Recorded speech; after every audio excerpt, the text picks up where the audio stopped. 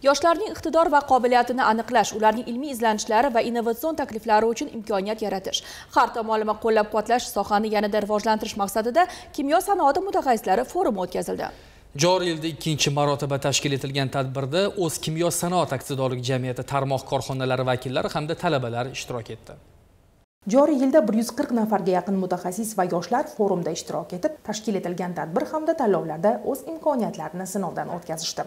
Shaxmat bo'yicha musobaqalar ishtirokchilar orasidan kuchlilarni saralash imkonini berdi. Har bir qatnashchi o'z korxonasi hamda oliy o'quv yurti sharafini munosib himoya qildi. Zakovat intellektual turnirida 21 ta jamoa vakillari mantiqiy fikrlash, tezkorlik va bilim bobida qay darajada raqobatga kirisha olishlarini namoyon etishdi. Shaxsiy psixologik rivojlanish mavzusidagi trening esa forum ishtirokchilarining maqsadlar sari intilishida ruhiy holat muvozanatini o'rganishiga xizmat qildi. Bu forumni tashkil etishdan maqsad eng iqtidorli, eng yuksak salohiyatli yosh kadrlarni aniqlash, ularning iqtidorini ro'yobga chiqarish va ularni o'zimizni o'sha kadrlar zaxirasiga ro'yxatga olishdan iborat edi. Forumning muhim tadbirlaridan biri eng yaxshi innovatsion g'oya tanlovi bo'ldi.